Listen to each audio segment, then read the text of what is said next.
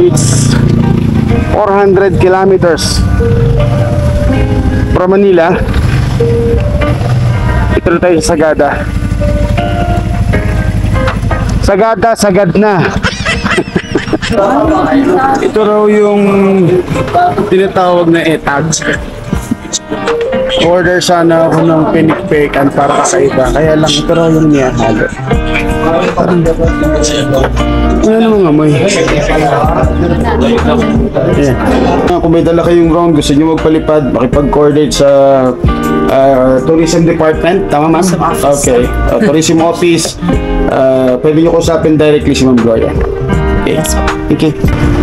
Dahil pinayagan na tayo magpalipad ng drone, bukas, enjoy natin yung drone, papalipad tayo. Naghahanap kami ng mga kakaiba.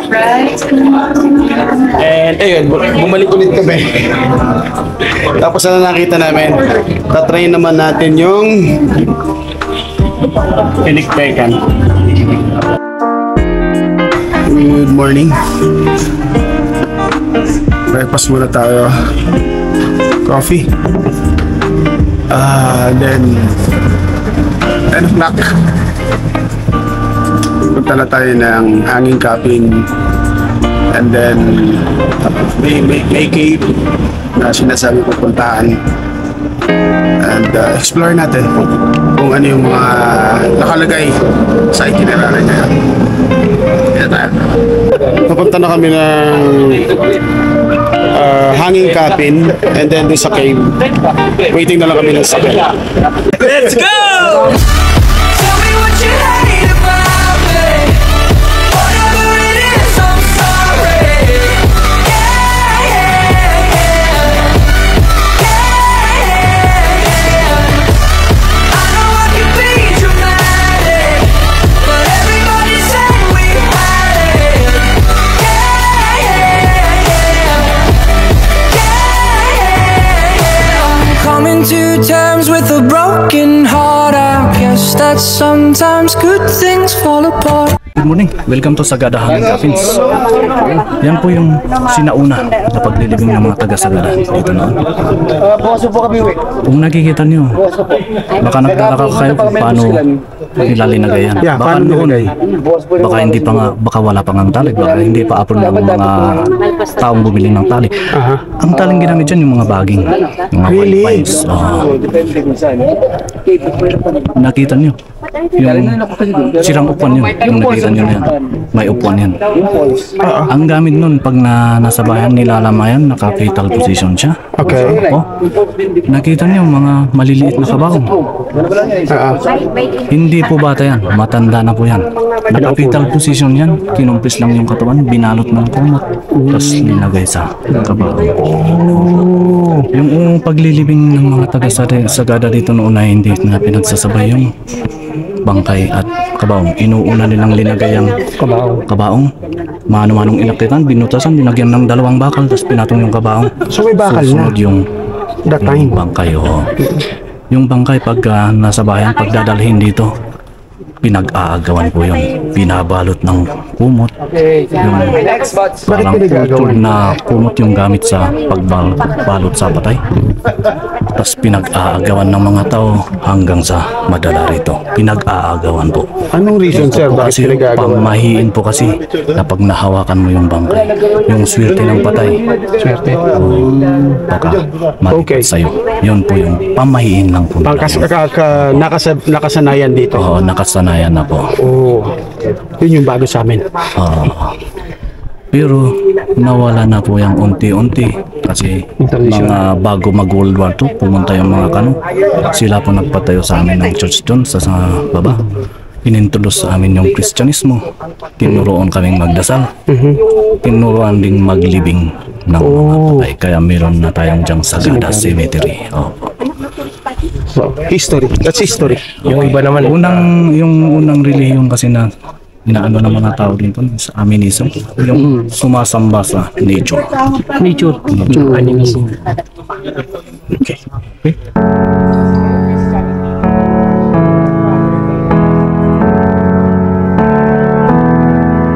Kill the demons of my mind ever since you came around. We a river running wild. How could I have been so blind? I just live a fast life, forget about the past. I numb out to escape my fears. Friendships only pass by, show up gone like strobe lights. With you I feel something real. And I'd walk a million miles just to see you smile till the day I die. Oh, I need you by my side. We get high on life till the day we die. High on life till the day we die. High on life till the day we die.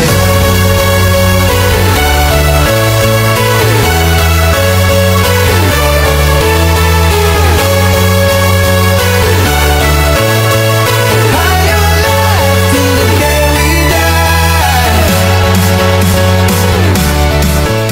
Iisipin nyo ba, sa gitna ng gubat na ito, ayan, puro puno, ang tataas ng kahoy, makikita mo coffee shop. Yung kape na ginagamit nila rito, alam mo saan galing? Ito yung puno. So ito yung makikita mo, fresh na fresh. Right after pinita siya, sila na mismo yung papatuyo, sila yung magpo-process. And then magiging kape. Ang in charge ngayon, kausap natin. Pangalan, sir? David po. Sir David. Yan. Meron silang tinitindang kape. Paki-explain, sir, anong process ng kape natin? Yung kape po natin is Arabica. Yung Arabica po natin is nanggaling dito mismo sa farm. Sariling harvest. Sariling Sariling harvest. tanim. Yung harvest time namin is from December to March. And then Pagkatapos yun, kasi yung coffee shop na to is a farm to cup coffee, kaya yung mga, kung nagbunga na yung coffee is, yung gagawin namin is, aanihin namin from ani to cup. To cup? Yes, pero wala po kaming kasamang gagawa. oh, so kayo lang yung mismo. Yes po, sir. Okay, so ito na yung mga kape nila. Meron na sila, syempre, medyo high-tech na sila.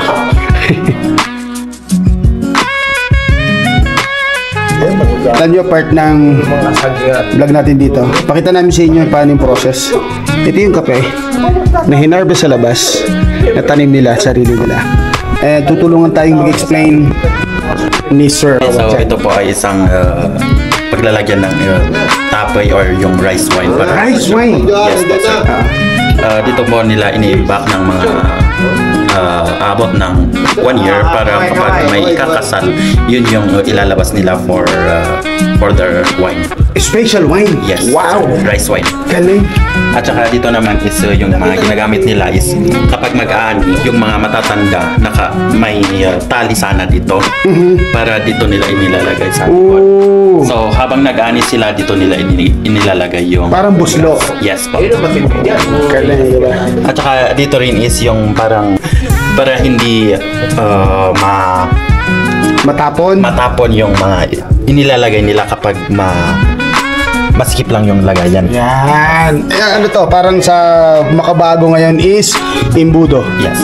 Oh, pero yari siya sa kahoy, ah. Ito, hawak ko. Handmade siya, handmade. And this one, Dito is yung tinatawag naming tupil. Dito nila inilalagay yung mga bigas kung may nagkakasal or pupunta sila sa mga binyag. Ito po yung ginagamit nila para ilalagay yung bigas. parang mga alay, gano'n. Hindi naman alay, pero kung makikikain ka parang may binyagis, ito yung nilalagyan nila ng bigas. Baunan. Yes. Okay, baunan. Tapos ito, may nakita ko sa gilid, ah. Yes. Nakita niyo. I think that's the partner. Pakita mo nga, sir. Ito yung partner nito is ito. Yeah. Hulaan ko, sir. Yan binabayo yung kape. Yes, sir. Oh, diba? Oh, yan. Yan yung giling. Instead na gilingin, mano-mano binabayo yung kape. So ito po yung aking tatay na si David Kakay Senior. Ako po yung Oh, junior. junior pala sila. Yes. At saka siya po ang nag-start ng nagtanim dito sa farm. Since 2011, so 12 years na itong coffee plantation. 12 years? Yes, na. 12 years na po. Simple as can be, I got your hands in mine. And you don't have to listen carefully, I'll tell you 1,000 times. Anything you feel, put it all on me. All of your thoughts, I want everything. And when you get sad, like you do sometimes, put it all on me. Put it all on me. I'll lift you when you're feeling low. I'll hold you when the night gets cold. You'll never have to be alone. And that's all you need to know. No love lost, we've got you and I. No clouds, we shoot 'em out the sky. You'll never have to be alone. And that's all you need to know. And that's all you need to know. And that's all you need to know. Dito na tayo sa Sumaging Cave. Papasukin natin. Pero bago natin pasukin, kumain muna tayo. Nagugutom na ako eh. Mamaya pa kami magla-lunch. Paano pinagkakabalan? Kasi mga gutom na. Kumakain kami ng turon. Ay, ano to? Kalioka kasi gutom na kami. Nilapitan ako na napaka-cute na bata. Sabi niya magpapapicture ka. Hello, baby! See the camera? That's you. And they will watch you in YouTube. Mali naman yun eh. Are you agree with that? Are you okay with that? Mali ka mismo eh. Without your parents' consent? Sure. Give me a thumbs up. Like this, like this. That's good. Nice one. This one. Nice one. Miss, sorry, one more. This, okay. Galing. Parang gusto ko na siyang iuwi. Tayo. Sumaging Cave. Just to see you smile through the day I die.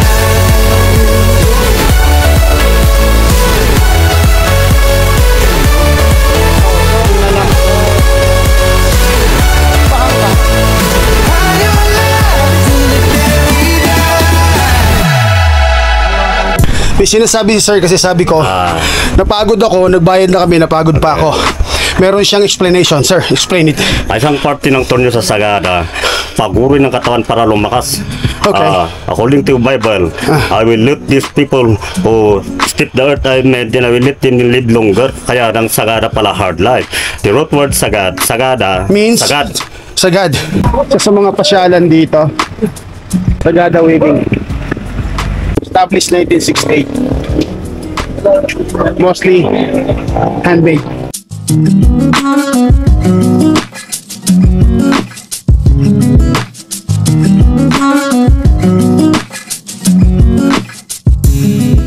When I'm away, when I can't stay, I know my heart breaks every night that I'm without you. Oh my dear, I need you to hear. There's a reason for the miles that surround us. One day I'ma look in your eyes, tell you you were made to shine. So doon makikita niyo yung paano ginagawa, handmade, bago magiging finished product na ibinibenta nila rito. So lahat yun, totally sariling gawa. Galing!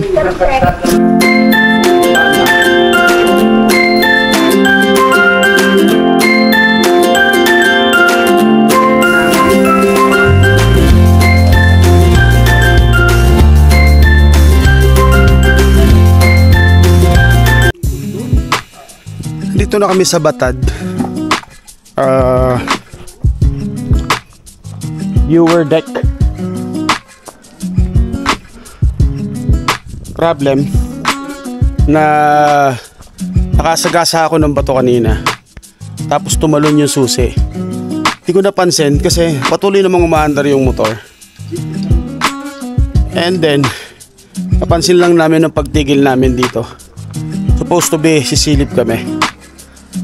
Binalikan nung kasama ko para pagtanong doon kung may nakapulot. Sana may nakapulot para hindi kami mag-stay ng matagal dito. Pabalik pa lang sa pila.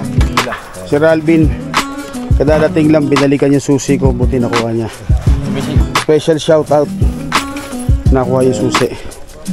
And there we go. Ang nag-iisang sumama sa akin na malakas ang loob at mahilig ding maglakwatsa. Ito, sumurrender na. Sumurrender na yung iba. Dalawa na lang kami.